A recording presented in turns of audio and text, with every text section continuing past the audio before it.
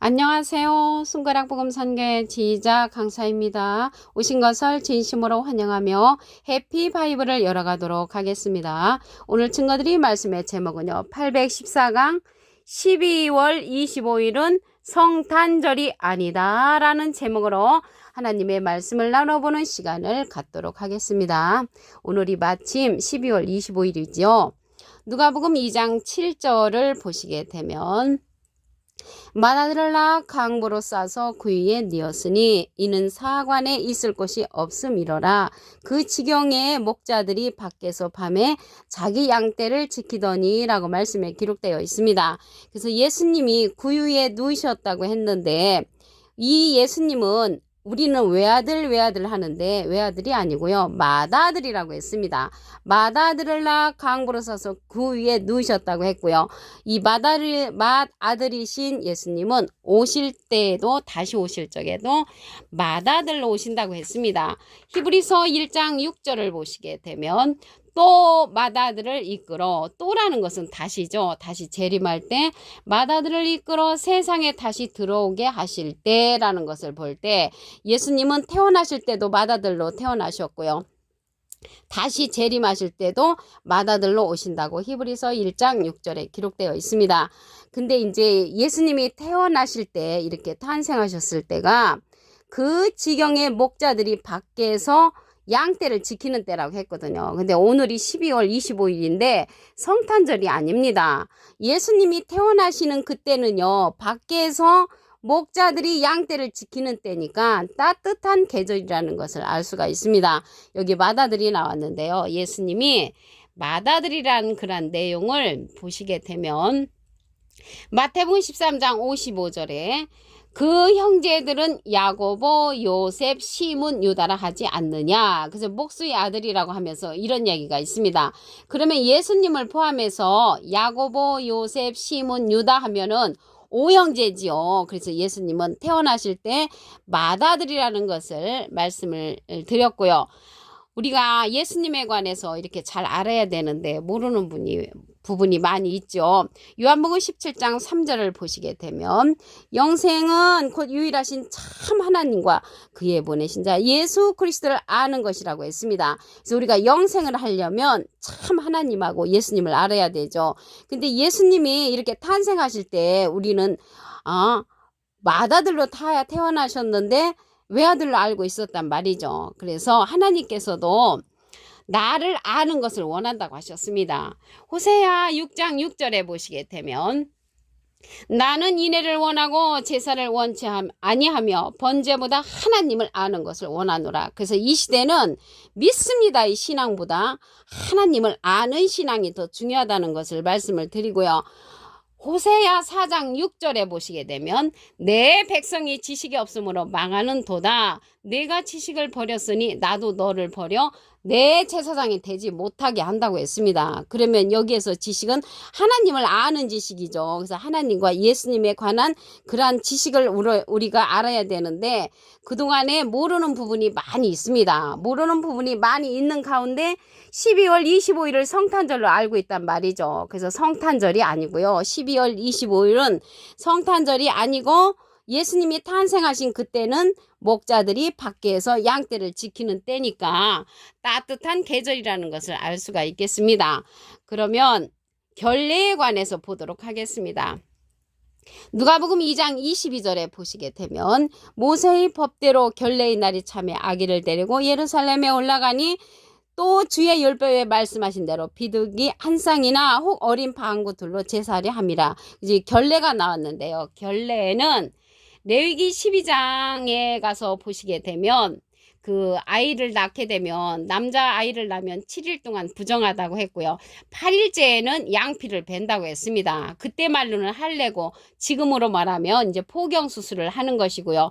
33일이 지나야만이 사녀리 깨끗하고 그때 제사 드리는 그 예가 결례입니다. 결례. 근데 그때 제사 드릴 때 생활이 되는 사람은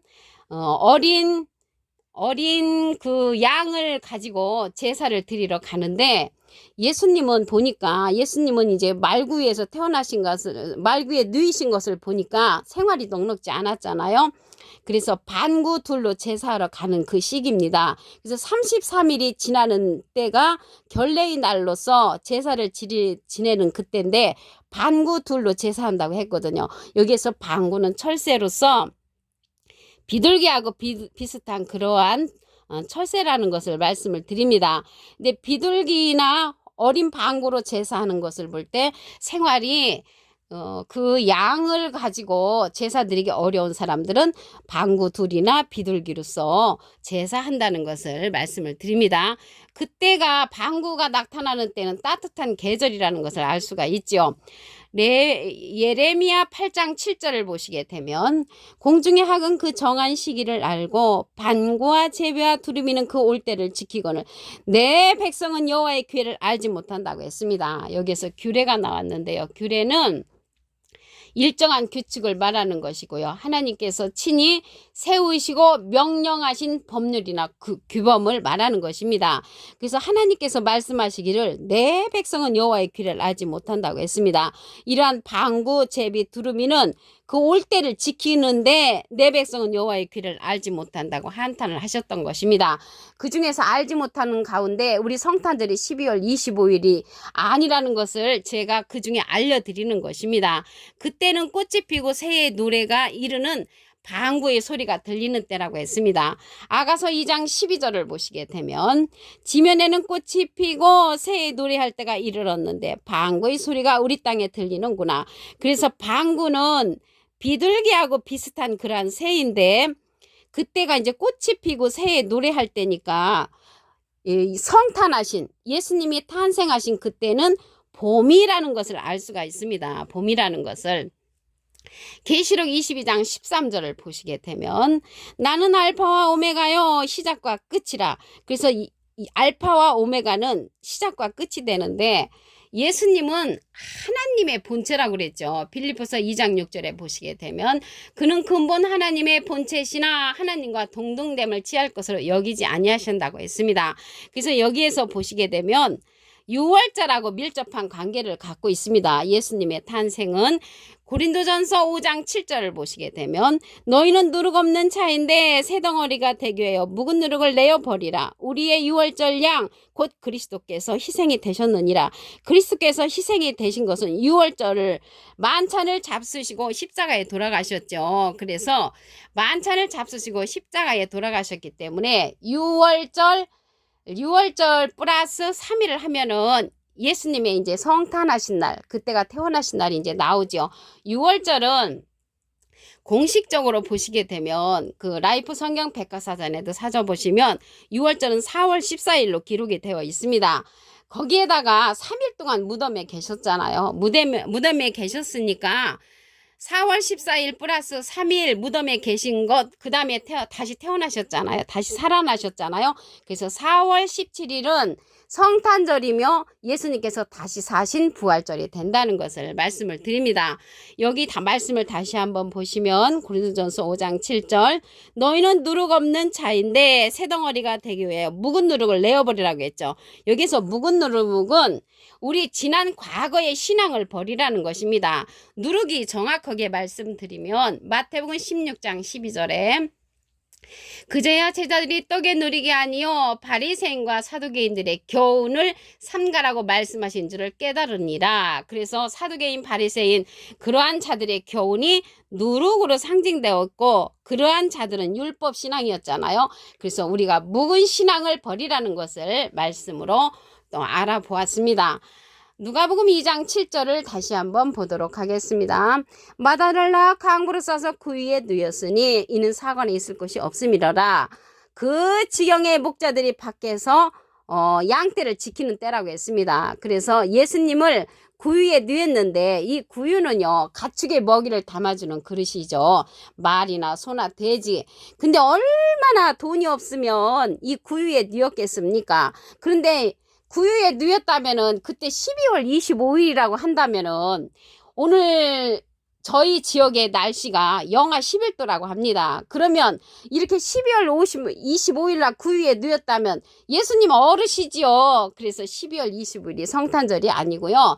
그때는 밖에서 목자들이 양떼를 지키는 봄 날씨라는 것을 알 수가 있겠습니다.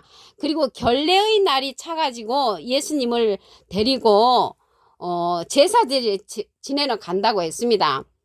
누가복음 2장 22절을 보시게 되면 모세의 법대로 결례의 날이 참에, 이 결례는요 피가 이제 산열이 깨끗해지는 그 시기가 33일이 지내야 된다고 레위기 12장 4절에 보면은 그 말씀이 나옵니다. 그래서 33일이 지나서 결례의 날이 됐을 때 반구 둘과 비둘기 한 쌍이나 반구 둘로 제사를 지낸다고 했거든요. 그래서 비둘기나 이 반구가 나타내는 그러한 계절은 12월 25일이 아니고요. 겨울철이 아니고 이러한 새들은 철새잖아요. 봄에 오는 그런 새들이라는 것을 알 수가 있습니다. 그래서 예수님의 탄생일은 따뜻한 봄날이라는 것을 알 수가 있고요. 예레미야 8장 7절에 보시게 되면 공중의 학은 그 정한 시기를 알고 방과 제비와 두루미는 그 올 때를 지키거늘 내 백성은 여호와의 귀를 알지 못한다고 한탄을 냈습니다. 그래서 여호와의 백성, 하나님의 백성들이 여호와의 규례를 지켜야 하는 그러한 때가 되었다는 것을 알 수가 있습니다. 이 반구새로 이제 결례의 날에 제사를 지낸다고 했는데, 이 반구새는 아가서 2장 12절에 보시게 되면 지면에는 꽃이 피고 새의 노래할 때가 이르렀는데 방구의 소리가 우리 땅에 들리는구나. 이 방구의 소리가 들리는 그 비둘기하고 비슷한 이 방구새는 꽃이 피고 새의 노래할 때니까 봄이라는 것을 알 수가 있겠죠. 봄. 그리고 예수님의 탄생일은 봄하고 밀접한 관계가 있다는 것을 알 수가 있고요. 또 6월절하고 밀접한 관계를 갖고 있습니다. 고린도전서 5장 7절을 보시게 되면 너희는 누룩 없는 자인데 새 덩어리가 되기 위하여 묵은 누룩을 내어 버리라. 우리의 6월절 양 곧 그리스도께서 희생이 되셨느니라. 그래서 6월절 만찬을 잡수시고 예수님께서 십자가에 달리셨잖아요. 그래서 6월절에다가 예수님의 십자가에 달리시고 무덤에 계신 3일을 더하기를 하면은 예수님의 부활하신 날과 탄생하신 날이 나타납니다. 계시록 22장 13절을 보시게 되면 나는 알파와 오메가요 시작과 끝이라. 그래서 처음에 탄생하신 날과 나중에 탄생하신 날이 알파와 오메가 역사로 같다는 것을 말씀을 드리고요.